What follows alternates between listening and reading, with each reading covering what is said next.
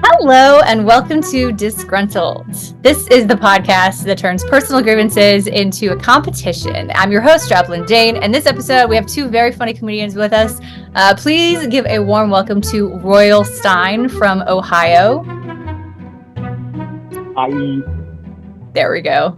Gotta have sound in the podcast. And please say hello to Bradford Davis from Pennsylvania. Hello. Bradford. Do you go full name Bradford all the time? No, I respond to almost anything. More often than not, people call me a BR name that isn't my name anyways. Like I get Brian and Brandon, so it's kind of dealer's choice. Got it. Do you go by Brad or you go by Ford? Ford's kind of a cool name. Ford. Ooh. Seeing as how I was raised as a Chevy boy, I could never go as Ford. So it would be just Brad. I can't believe your parents gave you a name with the word of like the rival company. There's some internal grievances and turmoil just at all times. Oh, excellent. I hope we can hear some of that self-hatred later on in the episode. These comedians are going to be competing in 2 rounds. I will be awarding points after each round. And by the end, whoever has the most points is valid in their grievances. And the other comic is sadly just disgruntled. Wah, wah. Round 1 is called Petty Rapid Fire. And this one might be my favorite. We're going to start things off with Bradford.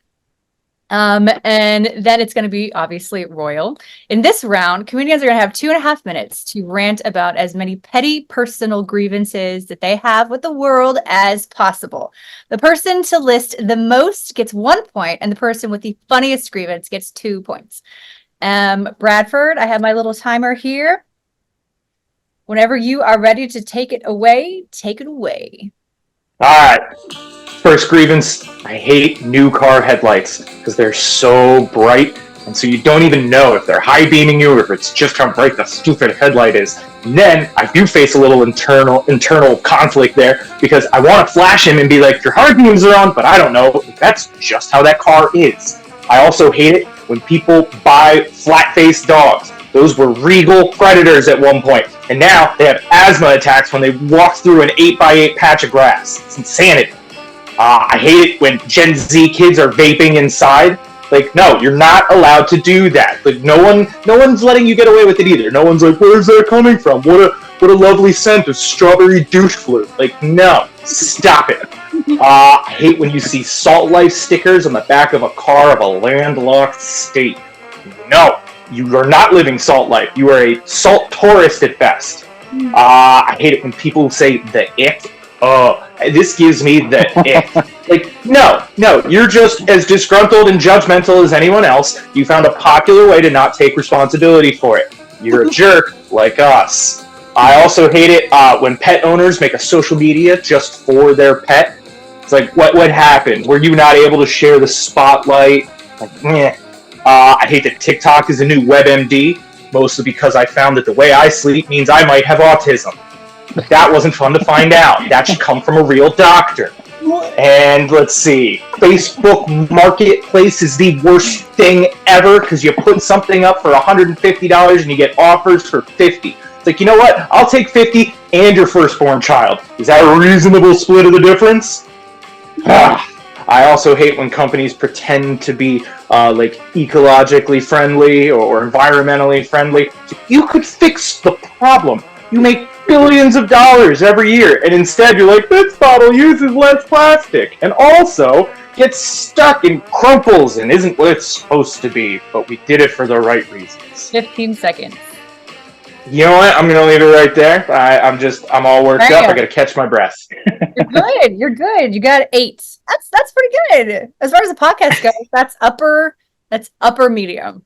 Way to go. Who thought being so angry all the time was going to pay off? I like to do that for people. I really do.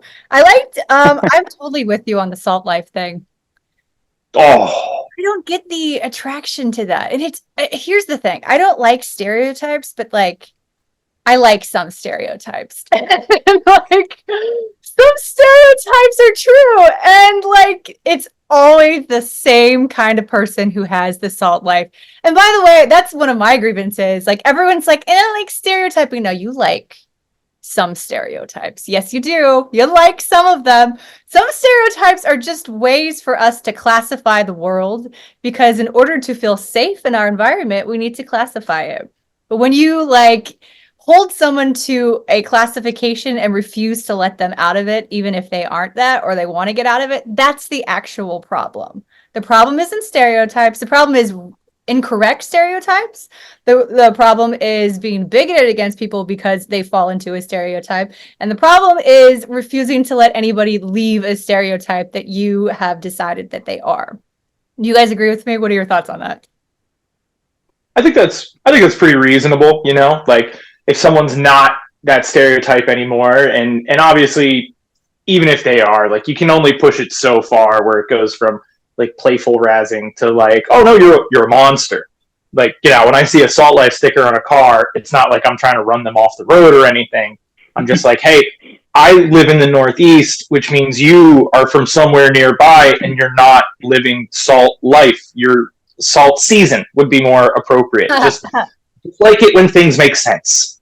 And it's always like the people who probably don't use a lot of salt in their food. It's always like the whitest person who, you know, does not season their food at all. Make sure that's no spicier than mayo.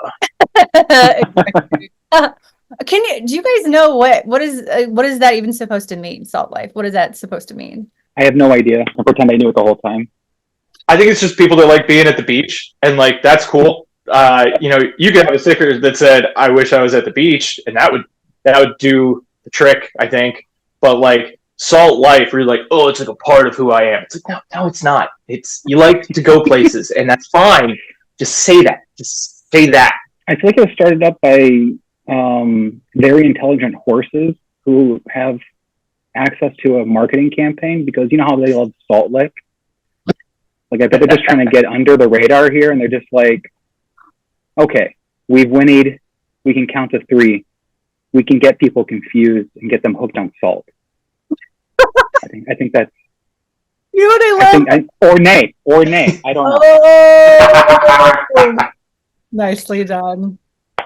Nicely done. That came out of nowhere. I thought you were done with your bit, and then you ended it with a perfect, like, bow. It was great. It was very, very great. It wasn't a bad clip clop. I love how you're applying like the Chick-fil-A cow mentality where it's like eat more chicken. It's very read the comic strip The Far Side. Oh my god, Gary Larson. Yes. Oh yeah. I love that man. I have so much love for him. Like his brain was just so like absurd in the most practical way. Like his absurdism like made sense of the world around us. Yep. I love the one I think we all have like a Far Side comic that sticks in our brains, but mine specifically is the one where a team of spiders put a web on the end of a slide and a kid's about to slide down, and 2 spiders looking to each other like, if this works out, we don't have to eat for a year. Like, what? Like, I was reading that as a kid, and I'm like, I use slides. Oh, God. Oh, my gosh. Dude, we used to fight. I mean, the Far Side was never in the Sunday morning, like the Sunday newspaper comics or anything, but like we used to fight every Sunday for the comics, and we'd always... But I always loved Garfield. I always hated like the adult ones. We had Brenda Starr. And I was like, what the fuck is that? Who's Brenda Starr? What's a journalist? Go away. Or Doonesbury? Doonesbury. Like I looked at Doonesbury, I was just like, these guys have very sharp noses and they're talking about politics. And as a kid, I'm just like, this is, I don't know what we're talking about here. Or Kathy. Oh, yeah. That's not nothing for kids. It's like, oh, this is based around like working adult life. Like, yeah, you crossed me out before we started. Thanks. I remember looking at Kathy and being like, I think this is for my mom. Oh oh my gosh, I feel like, oh wow, I'm stumbling upon like a weird epiphany here, but did Sunday Comics, were they trying to let us know about how the world would be through cartoons? Like, Garfield, I hate Mondays. Well, guess what? We grew up, and guess what we hate? So Mondays. you're saying they programmed us. Yeah. Interesting. Wow. Was it programming or a future warning of like, enjoy your youth, children. It never gets better. Well, that makes perfect sense. Like, that's why I sleep in lasagna every night. Like, I always wondered. I know. I used to think that was normal. Oh, Oh, yes. Oh, yes. nailed it. One thing I pride myself on, I never let someone's excellent joke pass me by without being like, ha ha! I believe you zinged. Are you a punster, Yeah. Coral? You're a punster, it sounds like. I'm not a I'm full discretion nervous. I'm always nervous, and it's been my superpower to just try to make terrible jokes just to get by. Like, I have literally joked myself out of my first and only fight. Like, I've never been hit before, and every single time I've been threatened with violence, it's like, it's my fight or flight transcends to funny, and I'm just like, wouldn't it be weird to play the same dad? Like, and then like they don't hit me, and they're just like, what? And I'm just like, brother. And they're just like, okay, we're not doing this. Where's that Discovery Channel documentary? Today on Wild Discovery, we watch as the male approaches a fight but dissuades his opponent. He's got a coconut cream pie and a seltzer water. A lion out there in the Serengeti. Just like, I want to hear how you got out of your first fight by being a jokester. all I remember is like I was cornered against a wall, and I remember the kid wanted to beat me up. I heard about it for like a couple like periods before it happened. And so I had time to kind of like mentally prepare for it. And I'm like, I don't remember what I said. I just remember he was coming at me. And I remember like, I was just kind of like freaking out. And I'm like, seriously, you don't want to hit me. Like, what if you miss and you hit the brick wall? Then you hurt your hand, and then you're going to do this. And then that's going to happen. And he was just like, dude, you just do this. This is what guys do. And I'm like, but is it what guys do? And he's like, what? And I was like, I don't know. And then like everybody's laughing. He's like, dude, you're making this awkward. And I'm just like you wanted to hit me and you don't know why. What's awkward about it? If anybody's feeling awkward, it should be you, not me. Like, I remember just being, it was so weird. And like it ends like, you know, when you say something you shouldn't, and everybody's just kind of like, or the other person you're talking to is just kind of like, that's how it ended. And I was just like, thank you. And I just walked away, and I'm like, all right, I didn't get hit. Cool. Wow. See you guys on Thursday, I guess? That is a superpower. That is, I wish I knew to do that when I was a little kid, because I got in a couple of like just little spastic kid scraps when I was little, and I was like, oh man, getting punched in the head, that sucks. And then one day I was like, I'm gonna learn to box, and that way, you know, if I gotta take care of some stuff, I'm going to take care of some stuff. And my dad was like, attaboy, get in there. And then I realized I was just paying to get punched in the head. And I was like, this is supposed to lesser punches, and now there's more. I've made a mistake. The business model is flawed. Ariel, I love how you got out of that fight. Like, just the way you described it was, the words coming out of your mouth were so confusing. It just sounds like you confused that boy. Like, it's like the human verbal version of a skunk spraying its scent at Predator. Yeah. Just be like, and the Predator be like, what is this? What the heck? I don't understand. And then like, you run off. Oh yeah, I do that. I do that. Yeah. I think you went for the least flattering metaphor you possibly could. I bet you smell terrible. I bet. I own up. I do smell bad. You were talking about smelling bad, and then you said, I do that. I think you make puns just like that's how you talk, even if you realize it or not. Okay. Are we having? I feel like we're having a breakthrough. This is. I'm really glad we talked today. Yeah, This I is need you good. to go lie down on the couch right now. This is the session now. I actually tried that angle out before I sat here, and I'm just like, I don't want everybody to think I'm just not taking anything serious. But I'm like, well, this is supposed to be funny. So I'm like, well, I'd be too comfortable. I shouldn't do that. And then like, I really did think about it though. And I was like, no, let's give it full attention. Let's sit up straight. Kind of great if you walked in and you were just like, yes, I'm here for the comedy podcast. Also, paint me like one of your French women. Royal, you don't look disgruntled. Like, you look very comfortable. I'm so upset right now. Royal, you know what? Let's do it. Let's do a petty rapid fire from there. Feel free. You look very comfortable. Go ahead. From here? Okay. Whenever you're ready. I am displeased with my surroundings because since I've moved here, nobody appreciates excuse me. I say excuse me, and people look at me like I am skinning a cat. I'm like, oh, excuse me, and they're just like, like, I don't know if it's a geographical thing, but like I feel like everybody in this part of the country just forgot manners, and like I'm well mannered. I say thank you, I say please, I say excuse me, and every single time I do, I am just completely just like stared at, like I am not from this planet, which I'm not, and that's not their business. But I am very, I care, and then when I'm around people who don't care, I'm like, it sends me into like a whirl. I'm just kind of like, well, why don't you care? Like I'm just trying to get by. I just need, like, I know it's going to so to say this, but I just want to scooch. I'm just trying to scooch on by. Like, just let me scooch. And they're just like, ew, scooch?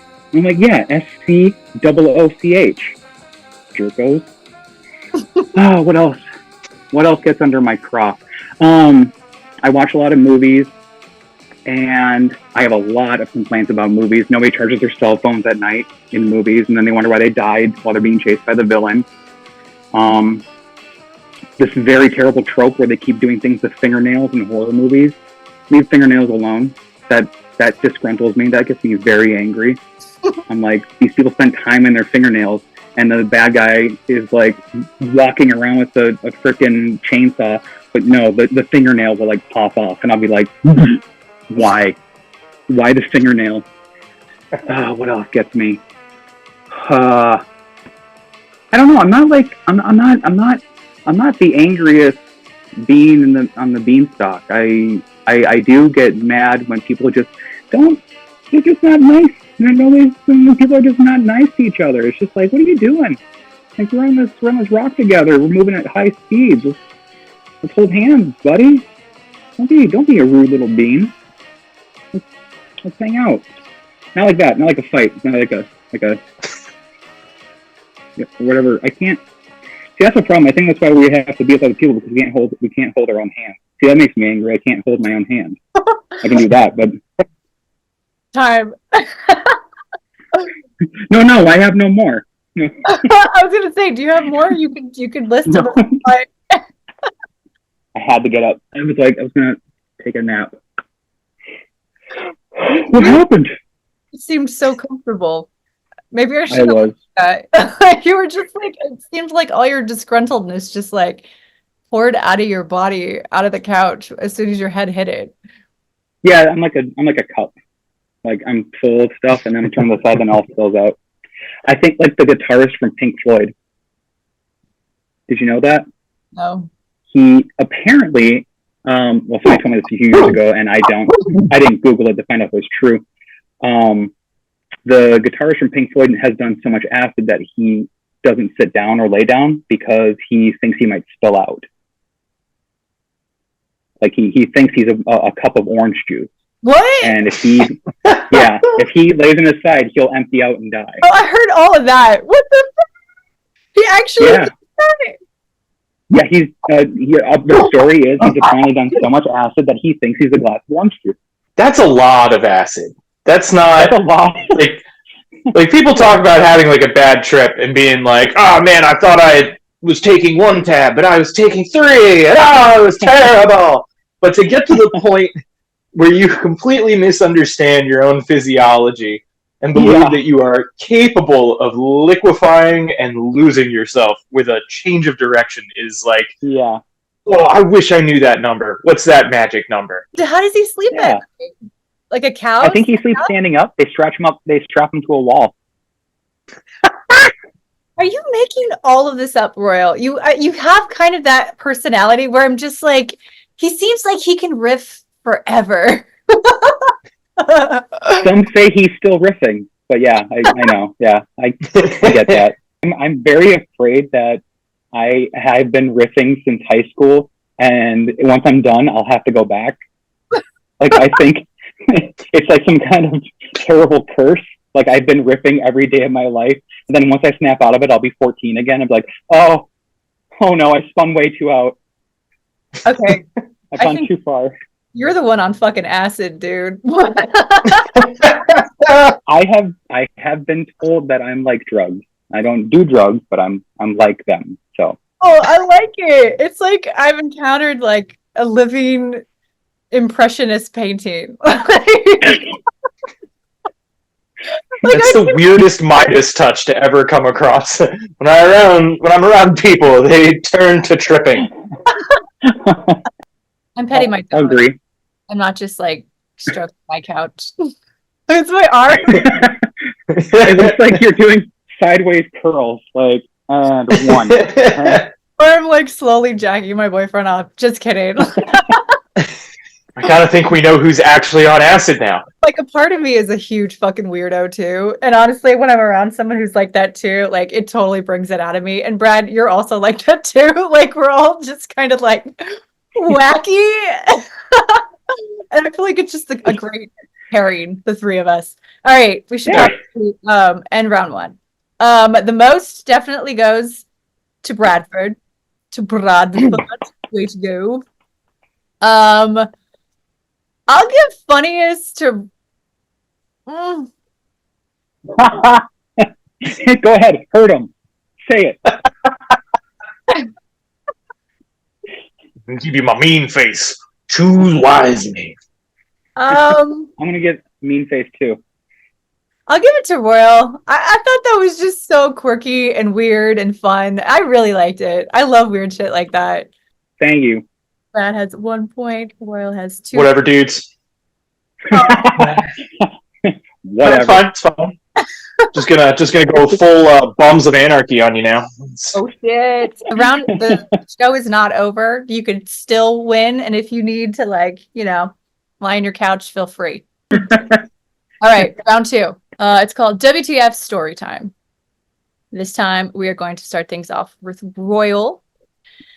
Right. And that's going to be Bradford, obviously. This round, comedians are going to tell a story about the worst grievance that has ever happened to them. Whoever has the best grievance gets 1 point, and whoever tells the funniest grievance gets 2 points. Comedians have 5 minutes or less to tell their story. Royal, whenever you are ready, you can take it away.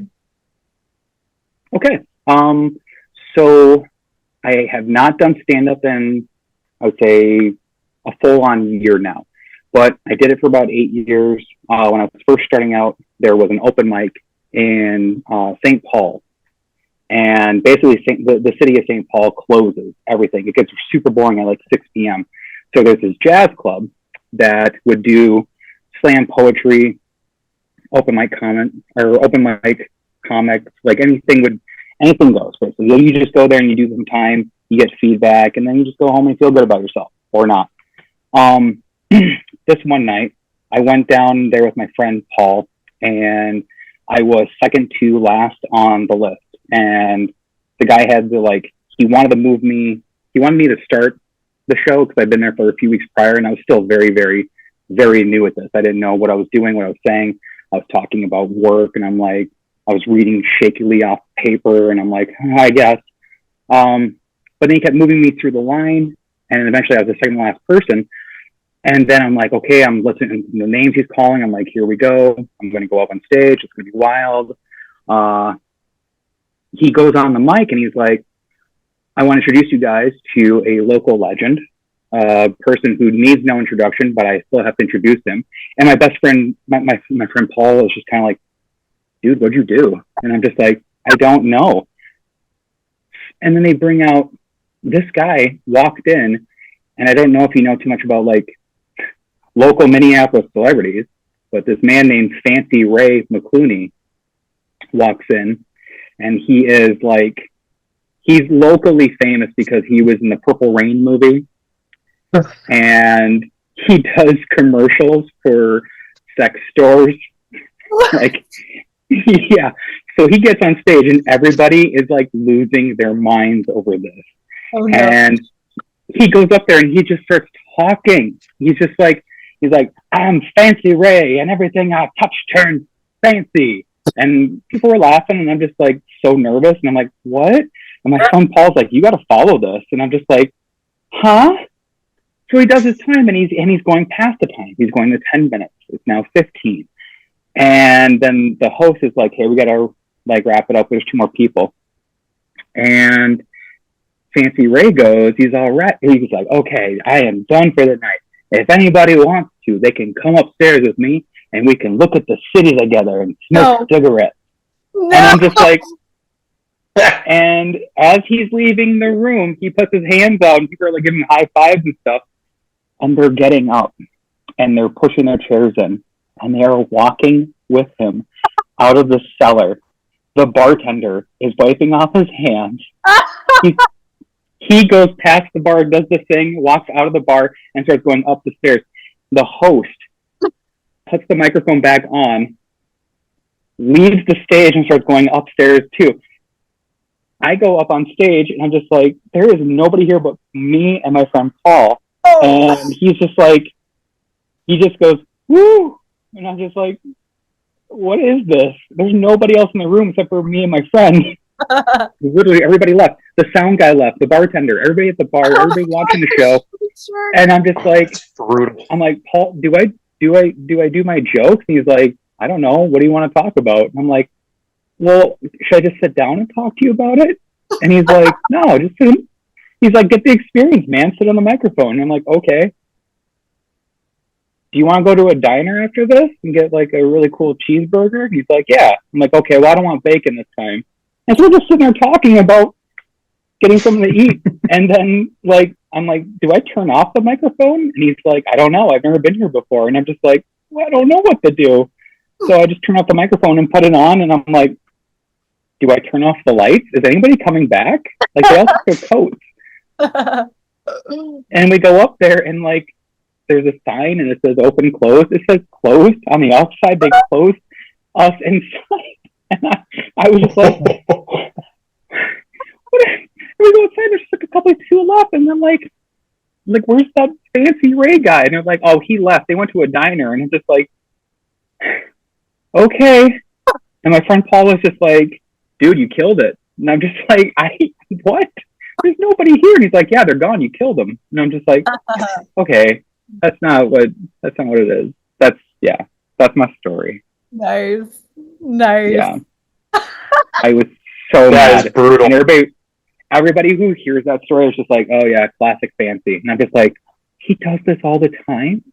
And they're like, yeah. I love how, like, when you get up to do stand-up, it becomes like the show The Last of Us. Yeah. It just cleared out. I mean, honestly, I would have been worried with, like, if... What's that thing called where all the Christians, the good Christians, disappear and, like, the shitty people... Rapture? Yeah, dude. Oh, no. Shitty Satanist. I feel like everything that he touches turns to rapture, not fancy. What the fuck?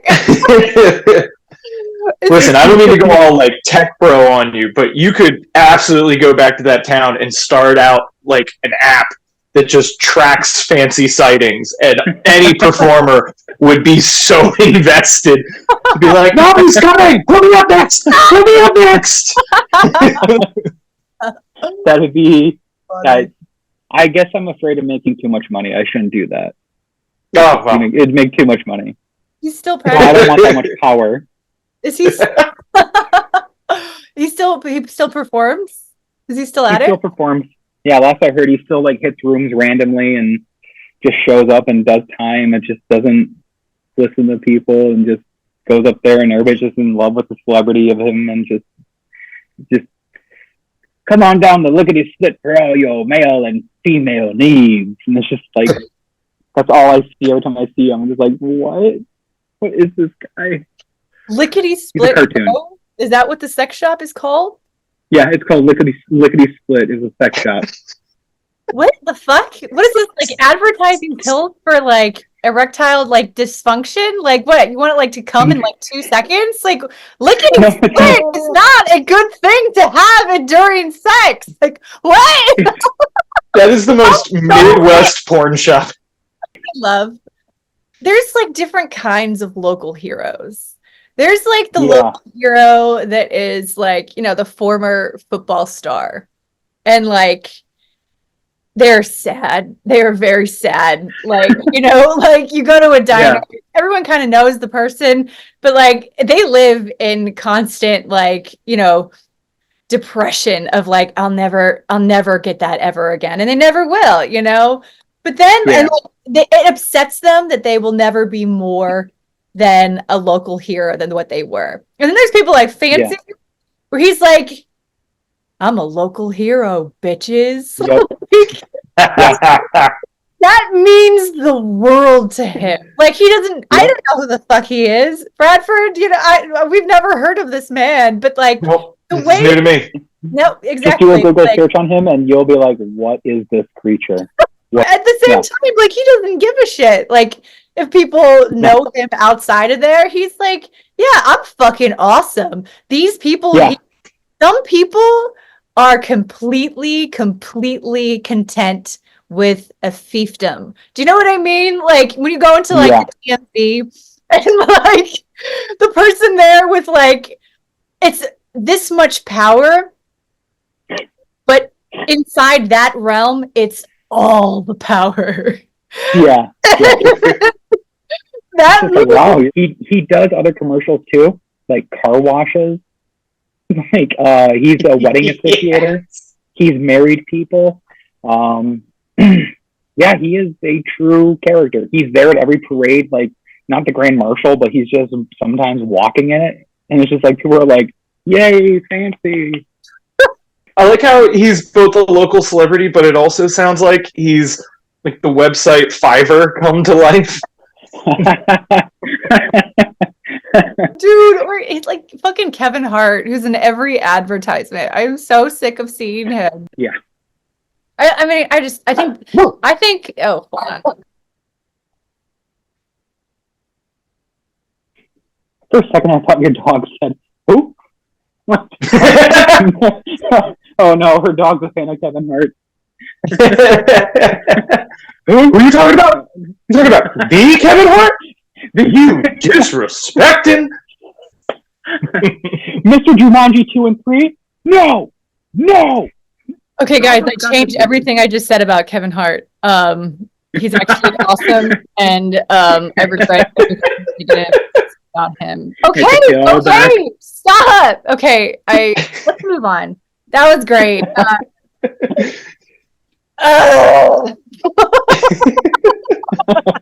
Is your dog upset with you, or is Kevin Hart there with a gun, like, just off the side of the screen? Say it again. I'll download DraftKings. I swear to God, I will. I swear. Anyway, that was great. That was my favorite stories are the ones that, like, elicit great conversations. Like, yeah, that was just fun. Yeah. We just explored right there. All right, Bradford. All right.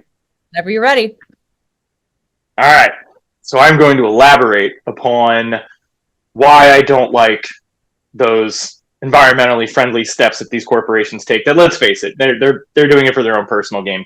But also, you know how they had the water bottles? I don't know if they even still do it. And they decided to make the caps the size of a quarter, like thickness-wise. Yeah, so one of those cost me $60.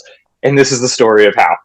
I used to be a manager at a dispensary. And when I got off of work, it was often late on a weekday night. And so there weren't many places open. So I would drive out of my way to go to this one restaurant and bar. I would order food, and while I waited for my food, I'd knock back a couple of beers. Food comes out, I pay my tab, I go home, no problem. So one night, rinse, lather, repeat, I'm following the strategy, I'm going down the road, and my car's engine just blows up. Just no more engine, do not pass go, do not collect $200. I'm rolling, and every light is on inside of the car, none of the lights are on outside of the car. There are problems. It's probably because someone didn't change the oil. We'll never know. Anywho, I'm sitting on the side of the road, and I'm calling tow trucks, and for whatever reason, they're all busy. And they're like, hey, we're not even coming out that way. Or, no, I don't have anyone in that area. Or, no, I don't have time to get you. Finally, I get a hold of one, and he's like, I think I can make it there in like 45 minutes. I was like, okay, here's the mile marker. I guess I'll wait. Well, I had a couple of brews while I was waiting for my dinner. Now, got a bit of a full bladder.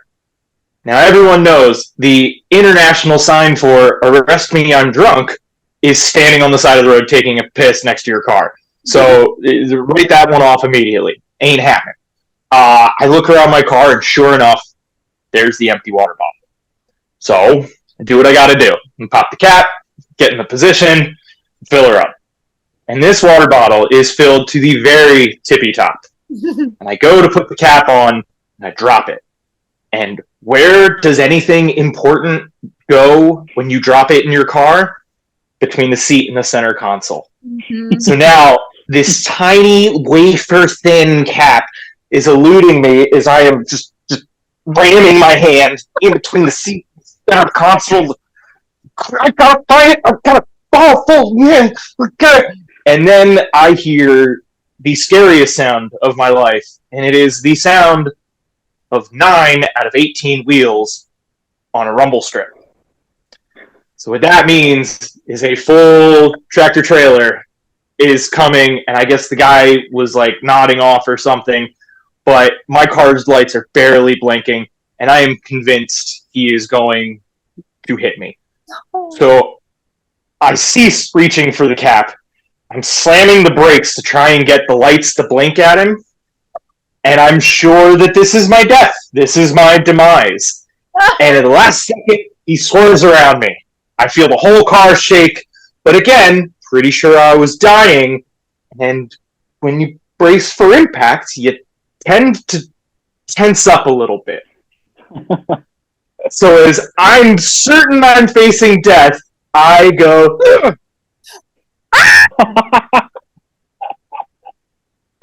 So my capless water bottle filled to the brim with a fresh, warm batch of urine. Oh, that's good. Explodes all over the inside of my car. Now, in the moment, lots of adrenaline. I'm convinced that, it wasn't the water bottle. I'm not even thinking, because it's not a normal thing to have that in your hand.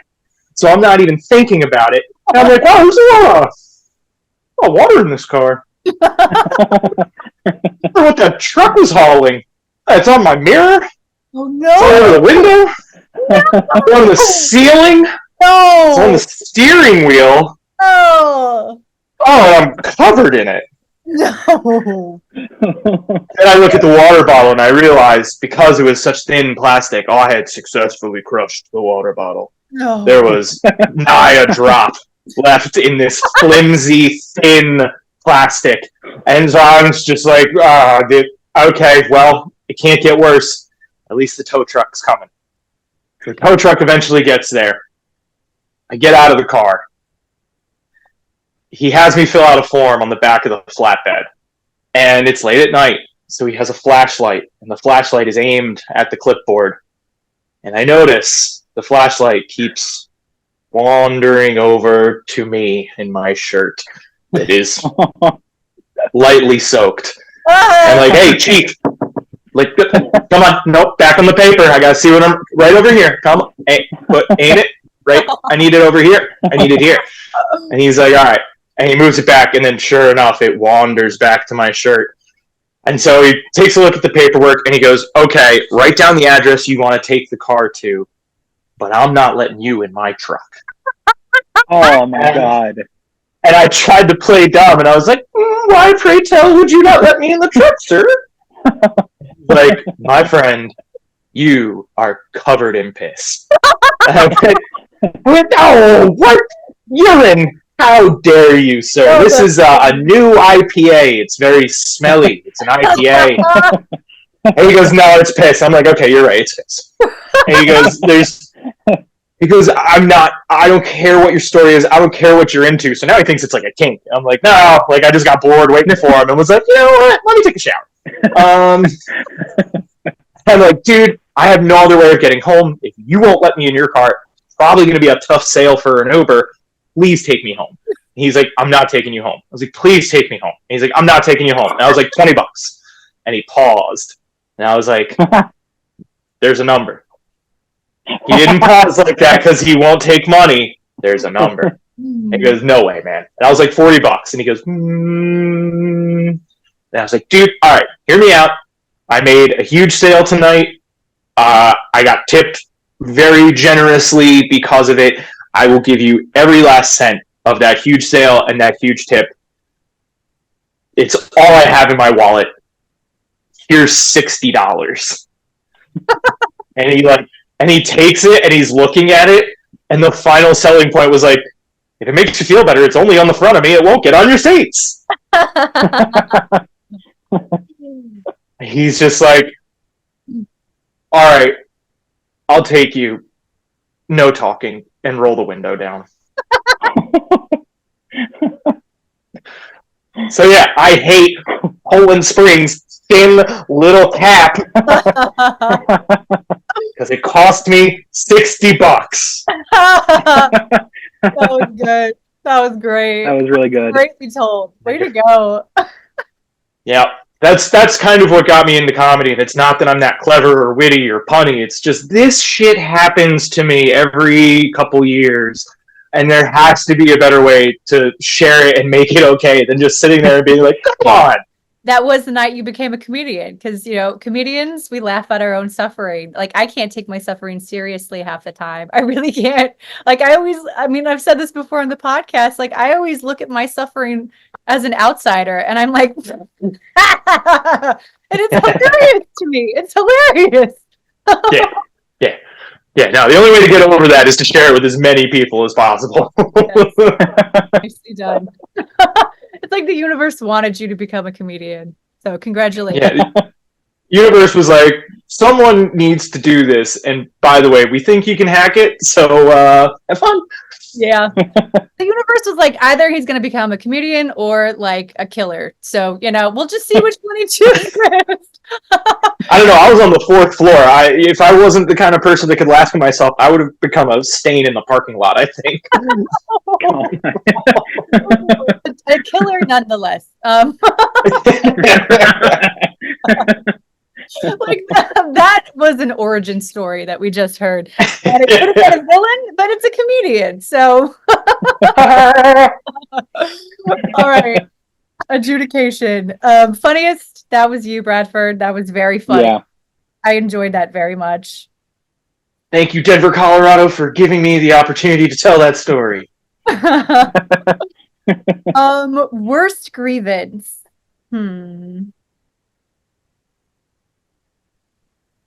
Bradford, that was hellish. I gotta give worst grievance to you. Honestly, like Bradford, that was horrifying. That truly was. I mean, oh yeah, it wasn't fun to live out either. Is it wrong that I'm so glad that happened to you so I could hear about it? This was a very fun episode. Bradford, you are the winner. Congratulations to Bradford. Oh, thank you very much. The horrible, traumatizing event has finally paid off. Yes. It is very pleasing to be able to do that to people, frankly, like do that for people. I mean it, like all this shit happens and it's awful and, you know, comedy is like, you know, spinning shit into gold and I love hearing the way you guys spin your shit. Well, congratulations, Bradford. Royal, I enjoyed having you. You're so quirky and weird and like so am I and I love like, you know, just vibing with you on that. And so are you, Brad. You're a freak too. Don't think you're not being included in that. You're fucking weirdo too. I love how in that's high praise. It truly is. But don't forget, you're a fucking weirdo too, and you're just like, hey, Seriously. Oh, Hey, stop. you're Don't you forget. you're all freaking weird. Yeah, there you go. Yeah, that's how it should be. You guys are interesting and you're different and you have just a joyful spark to you. And I'm so happy that I was able to have you on the show. Thank you to the comics. Everyone listening, please check them out. Their names are Bradford Davis and Royal Stein. Thank you to our audience for tuning in. We have new episodes every Wednesday. You can find them on YouTube, Spotify, and Apple Podcasts. Until next time, have a great week, guys. Bye.